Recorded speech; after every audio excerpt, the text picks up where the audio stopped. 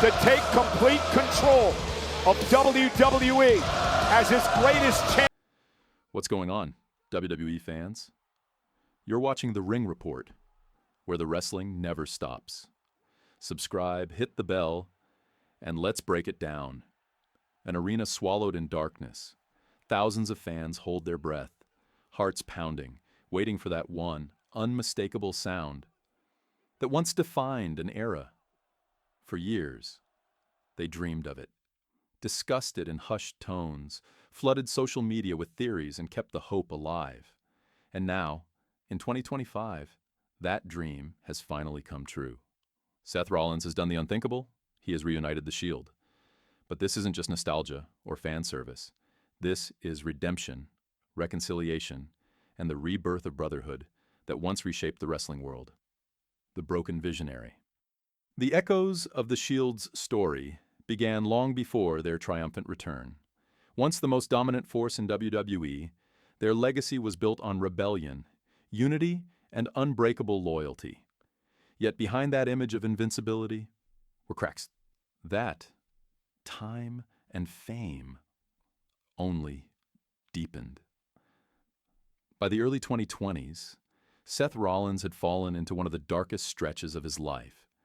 Injuries piled up, scandals hit the headlines, and his confidence, the very thing in the fans thing that made him reveal Damerviola. There is zero her Trombla, you liberalier, Crower arrogance, the bravado that once defined him felt hollow. He wasn't battling opponents anymore. He was battling himself. Every decision that once propelled him forward now haunted him like a ghost. His betrayal of the Shield years ago, what fans could never forget, echoed in every quiet moment of reflection. The fallen empire. Meanwhile, Roman Reigns, the once untouchable tribal chief, faced his own reckoning. His empire, the bloodline, had collapsed spectacularly, leaving behind the wreckage of broken alliances and wounded pride.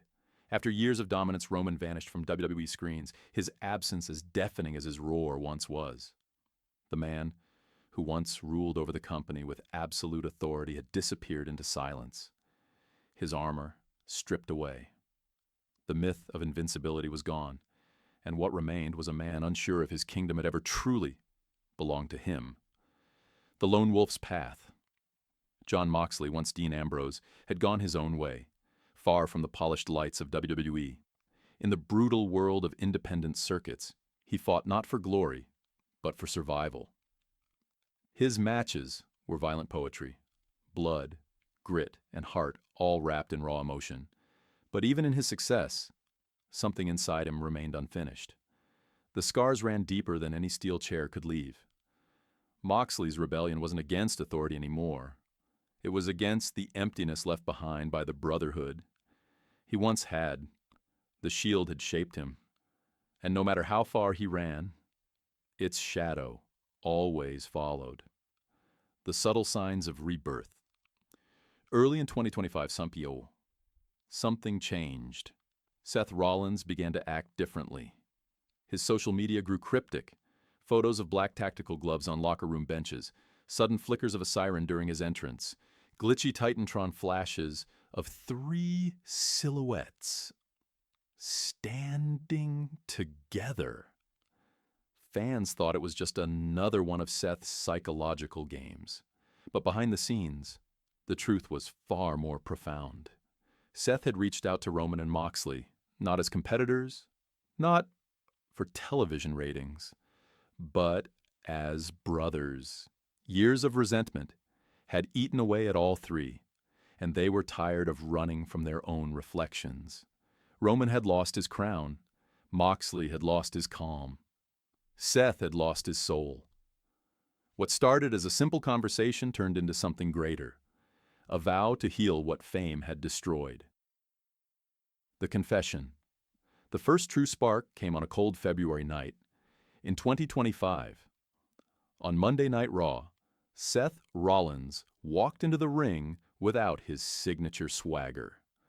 No laughter, no gold jacket, no mind games, Just a man stripped of everything but truth.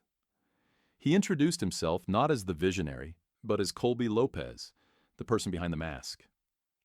His voice trembled as he confessed that his greatest sin wasn't betrayal. It was pride. Every championship, every accolade, every headline meant nothing because he'd achieved it alone. The men who truly understood his journey were the ones he pushed away. The crowd fell silent. For the first time in years, Seth wasn't performing. He was pleading for forgiveness. The return of the tribal brother. And then, the lights went out. Total darkness. A heartbeat echoed through the arena, then a familiar voice, deep, commanding, unmistakable, broke the silence. We finished what we started. The crowd erupted. When the lights returned, there stood Roman Reigns. No crown, no titles, no entourage. Just the man. The tension between them was electric, the air thick with history and regret. Years of bitterness condensed into one silent moment of recognition. The arena didn't just witness two wrestlers. They witnessed brothers rediscovering each other, the arrival of the unhinged. 1 week later, chaos consumed SmackDown. The Judgment Day ambushed Seth and Roman in the ring, beating them mercilessly. Then, through the roaring crowd, a hooded figure emerged, steel chair in hand, swinging with the precision of controlled fury. It was Jon Moxley. The arena exploded as he cleared the ring, his movements fueled by rage and redemption. When the dust settled, Moxley stood shoulder to shoulder with Rollins and Reigns for the first time since 2019. No words, no theatrics. Just three warriors staring at one another. Battered, but whole. It wasn't just a wrestling moment. It was history, healing itself in real time. The legacy reborn. From that night forward, the Shield wasn't a faction. They were a force of purpose. They dismantled corruption wherever it festered, the remnants of the bloodline, the manipulative Judgment Day, and even the new corporate alliance handpicked by Triple H. Every match carried symbolism. Every victory was a reminder that wrestling was never about power. It was about loyalty, sacrifice, and love for the fight. Roman brought strength and leadership, Moxley chaos and passion, and Seth strategy and heart. Together they became unstoppable. What made this return truly powerful was its authenticity. Reports revealed that Roman and Moxley had quietly visited Seth during his spinal injury rehabilitation in late 2024. Away from cameras, they talked, cried, and remembered who they were before fame and ego took over. That meeting rekindled the Bond fans. Thought was lost forever. When the Shield finally walked through the crowd in their black combat gear again, fists clench, legends never die.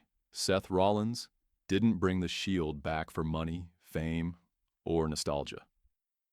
He did it to remind the world that even the deepest wounds can heal, that forgiveness is the strongest weapon a man can wield. The Shield's 2025 return wasn't a storyline. It was a living testament to brotherhood, resilience, and redemption. Three men who once stood together fell apart as enemies and rose again as legends. As the camera panned across the roaring crowd, their fists met in the center of the ring one more time. A symbol not of dominance, but of peace. Because legends never die. They wait. They endure. And when the world needs them most, they rise again.